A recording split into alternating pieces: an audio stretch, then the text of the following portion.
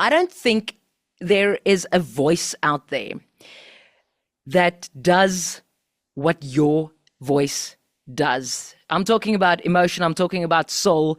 And if you're listening to this on radio, please go and check out the video later, because you need to see what I show, because his voice hits right here, like in between your rib cage. That's where it goes to sit, and that's where it simmers. Calum Scott, welcome to Groot FM. Thank you for having me. That's how do you pronounce that? Groot FM.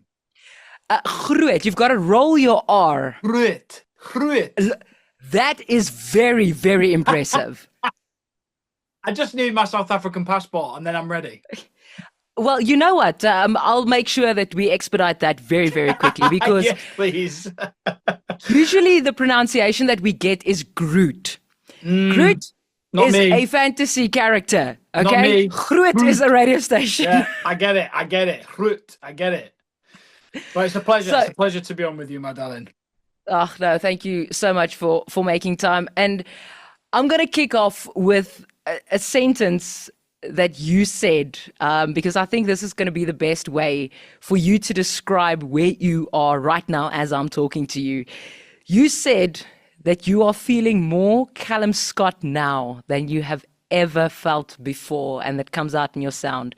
What on earth does that mean, Calum? Yeah, no, I'm struggling to think why I said that. No, do you know what? I think it's come from a sense of self-belief. You know, I feel like for the first time in my career, writing this album and, you know, knowing that it would be a third world tour and the kind of projects that I'm involved in at the minute with these duets and stuff that I can't say any more than that about, I just feel like I believe myself more than I ever have. And I feel in my personal life as well, I'm just so much more content. You know, I still speak to a therapist. I work out. I'm trying to lay off the wine a little bit more. And going to South Africa is not going to help that. But I'm just trying to I'm trying to be, you know, I'm trying to be a responsible, sensible adult, and I feel like, you know, that's helping me sort of shape my music. It's making me more kind of in tune with what I want to do. It's also making it way more kind of like, I don't want to say serious, but I feel like, you know, I take it so seriously. And I think, you know, the kind of music that, you know, people using my music to soundtrack such important moments in their lives, that for me is such a huge honor and such a responsibility that I wear very proudly, that it's kind of made me realize that this isn't just something that's going to kind of go away in a few years, you know. And that's kind of how I've been feeling the last two albums is, oh, maybe your luck will run out, somebody's going to clock on that you're actually not that good. And I think, yeah, for this third album I finally believe in myself, and, you know, that's kind of transparent in my music as well. And I'm so happy that you actually mentioned the soundtrack to important moments thing, because I've got to tell you, as I'm sitting here, we are at the tail end of one of our most emotional weeks here at our station. We're doing a charity drive, and one of the songs that we've actually used to explain our emotions and what it means to reach out to a community less fortunate than you was Lighthouse. Oh wow, that is amazing. It's funny that you say that as well, because Lighthouse for me, when I was writing that song, was definitely came at a time where I was missing a lot of friends and family. And, you know, for me, Lighthouse is the beacon on the horizon, you know, the light that shows you the way. And it's so funny that when I write those songs and I take a little piece of my personal life and I put it into my music, it doesn't matter what I intended the song to be. When people hear it, they create their own story to it. And I feel that's the joy of songwriting, is that you put a piece of yourself in that music, and then I think that unlocks the door for people to put a piece of themselves inside it as well. And the interpretations that people have of the songs, you know, is super special. And I genuinely thought you were going to say, you know, You Are the Reason or Dancing Around or Biblical, or so for you to say Lighthouse for me just makes me feel that even if it's not an obvious choice, it still has so much power and so much, you know, connotation and hope. And Yeah, so I'm so glad that you said that because I love Lighthouse. I think it's an amazing song. So yeah, I'm glad that you said that. And the thing about you, Callum, is your songwriting is sublime. And again, not saying this to give you a big head. I think it's because it's so honest. And while you're speaking and you've got that peace and that whole pulling yourself towards yourself, I can now understand why people do resonate so incredibly deeply with your songs. You worked on the new album for 3 years. How does that process work? Do you ever get to a point where, like, listen, I cannot work on this thing anymore? Yeah, I saw a TikTok the other day about somebody kind of making fun of that. Like, you're working on it that long that by the time it comes out, you hate the songs. Um, Exactly. I feel like, yeah, you know what? I think 2020, 2022, I released my album Bridges and I toured that around the world. And I thought, okay, well, 2022, 2023 is going to be pretty booked up. I reckon 2024, I'm going to be able to finish this, put this out. It's 2 years between the albums, and I wanted to get into a regular flow. My first album to my second was 4 years, so I wanted to shorten that distance.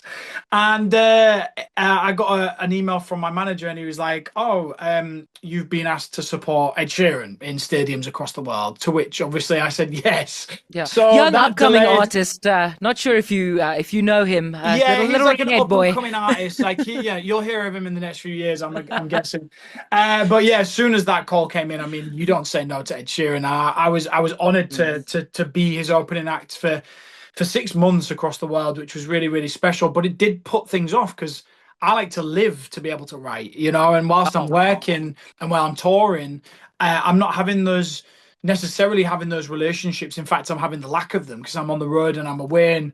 And so I like to live, and I like to be able to live my life to be able to, put a sincere piece of what I'm experiencing or what I've gone through into my music to make it feel real. Because I'm a real person that wants to speak to real people. This isn't me just having a jolly and writing some pop songs. This is mm. me like really giving you a piece of my soul, and that takes time. And I think with this album in particular, I look to the right because I have all of the track listing on a Oh, wow. pinboard. So I can't show you it, or else the label would give me a little slap on the wrist. But I'm looking at these songs, and I know for a fact that some of these songs took a long time to come into fruition. I mean, "Die for You," for example, my new single. That took a good 4 years and that was kind of just waiting around for its moment to shine. And there are other songs on there like "God Knows" that I released that came very very easily. "Lighthouse" came easily too. Um, but there's some songs on there that I've really felt that I needed to perfect. And, No. with the dance songs that I did with Lost Frequencies and Jax Jones and Kygo, and, I did these upbeat songs, I knew that it was going to be harder to write the songs that really hit in the feels. And, there are a Yeah. couple of songs on there that are tearjerkers for sure. But that's the thing about you, Callum. I remember I didn't have the opportunity to see you the last time you were in South Africa. Of course, this is going to be the third time you're coming, and I'm sitting on a speaker. I'm like cable tying myself. There's no way I'm not going to be there. But I couldn't make the last one, and my best friend was there, and he literally WhatsApp called me while he was there, and I could not hear him speak, not because of the music, because he was so emotional about the way Oh, you spoke and what you gave from that stage. And that's what you do. So I understand exactly what you mean when you say in the fields, because that's what you do. And you're one of the very few artists that does, it transcends from the album, from the record to stage. Is that something that's important to you? oh my God, like the most important thing. I think for me, touring has always been my favorite part of this job. Writing music is a therapy for me, and I love to put what I'm feeling into my music. It's helped me deal with, suicidal thoughts. It's helped me deal with Wow. my sexuality. It's helped me deal with, my father being absent in my life. It's helped me deal with some of the most challenging things I've ever been through. And it's also liberated me and helped me feel hopeful and strong and passionate. So my songwriting is very much a reflection of how I feel or what I've been through or similarly what people close to me have been through Mm. as well. And I feel like getting that to transcend onto stage is in some ways a challenge, especially when you've got on this tour. I'm very, very lucky to be playing in arenas in a lot of places now. So we're going from, 2,000, 3,000 people to 15 in some places. And I think that for me is the challenge on this next tour of how do I keep it intimate? Because that for me is really, really special. Nice. I have this part of my show. If you've never been before, you won't have heard of it, but it's called Crying Corner. It needs no description.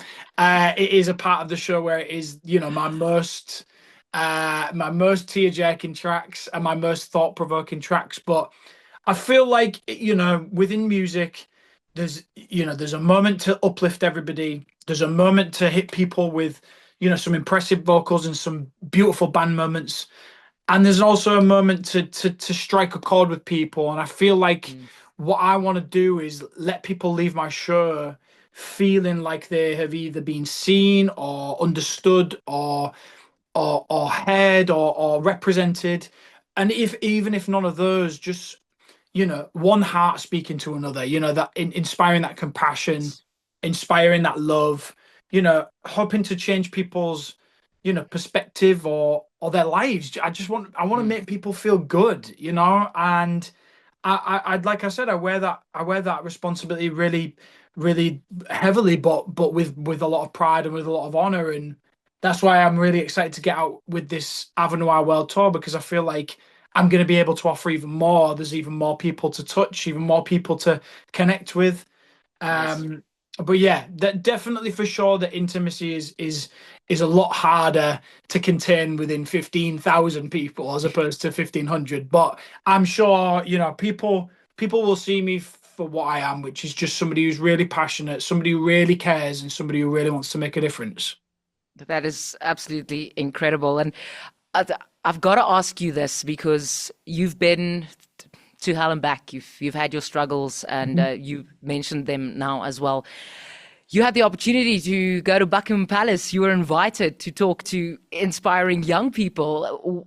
In the first place, the fact that I'm saying that sentence is just mind blowing. Okay, I don't um, believe it. I'm sat there going, nah, she's kidding. She's joking. It's and crazy. all I can think of is I'm in my 30s, and if I look back at a 16-year-old Charonike, sometimes I think I wish I could give her a kick. Sometimes I want to hold her, wipe her Mhm. tears, and just Mhm. tell her everything's going to be okay and the world is there. Callum, if you look back at 16-year-old Callum, you had the opportunity to talk to young people now. What goes through your mind when you look at a 16-year-old in the world we live in today in 2025? What do you want to tell them? Oh my God, it's such a good question. The world has changed a lot since we were 16, Shy. It's been a complete change of pace of the world and the circumstances that we live in, and some for better, some for worse. I think when I went to Buckingham Palace and I spoke to those young kids who just achieved their gold Duke of Edinburgh award, which basically means that they had they'd gone on an expedition and they'd used skills and techniques that they'd learn as part of their skill set to be able to deal with the challenges. And I think it sets you up to look at life in the same way, right? I Yeah. think what I would say to 16-year-olds in this day and age is, uh, if there is something that you feel passionate about, if there's something that you yearn for, and it's something that we do as kids, and then as we grow into adults, for some reason we push dreams and ambitions Oh, away sometimes, And I feel like if you've got something that you're passionate about, please chase it, because I didn't know what I wanted to do when I left school. I liked music, I liked English language. I never would have put the two together. And when I saw my friends buying their first car and going on their first holiday, I was like, that's what I want to do. And mm, I got into an apprenticeship and I went into human resources and I stayed there for 8 years. And wow. I kind of look back and I go, oh, for God's sake, I just wish I'd have told myself to just go for those opportunities, to go for that audition, to do this, to do that.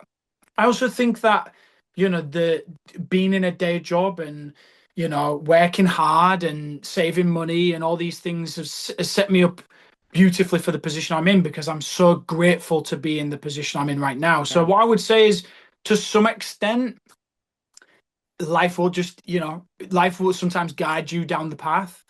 But in all circumstances, if there is something that you love, please chase that dream. Because if I am not the epitome of dreams coming true, I started singing when I was 22, 23. Mm. I went on Britain's Got Talent 10 years ago, and now I've just finished touring with Ed Sheeran, and 3 albums in, and being invited by royalty to come and give a speech in their back garden. It's a mental, crazy life, and I never saw any of it coming. But it started with chasing a dream, being resilient, knocking on doors, not being afraid of failure. One thing Ed Sheeran said to me that I always remember is you learn nothing from success. You learn everything from failure.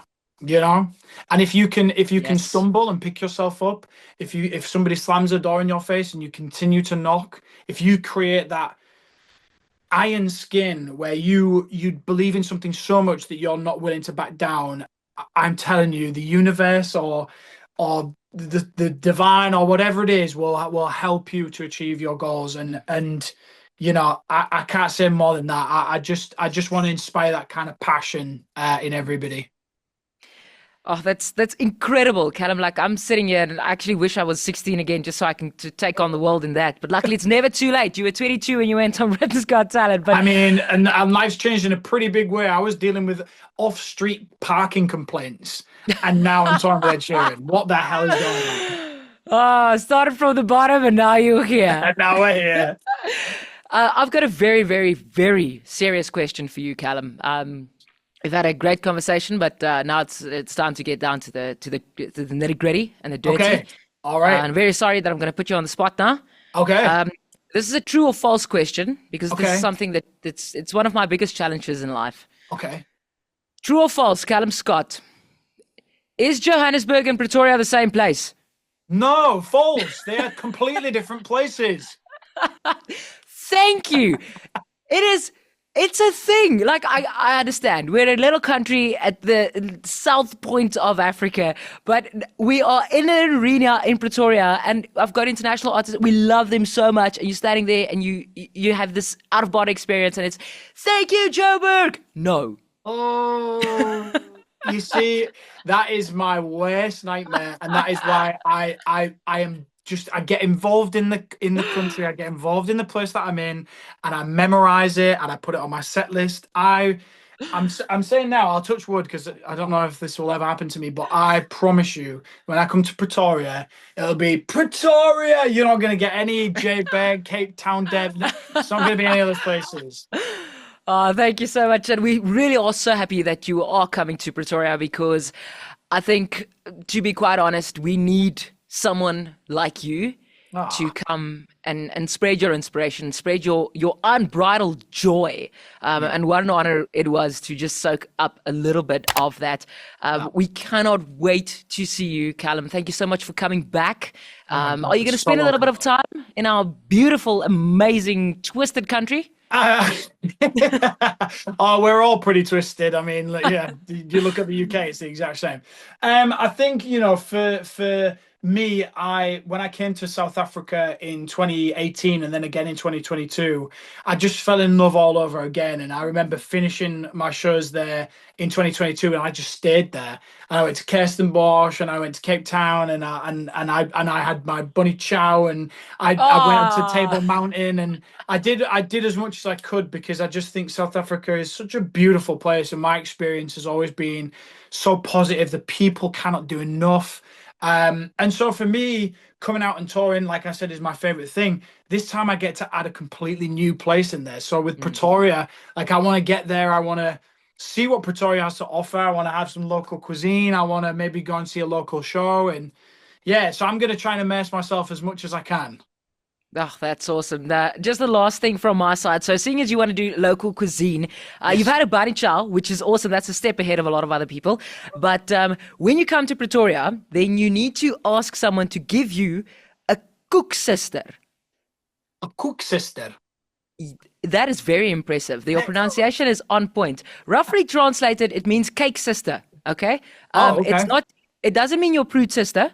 It's like a pastry dipped in syrup, and that is especially for Afrikaans people. Like that's our thing. So when you come, you ask for a cook sister.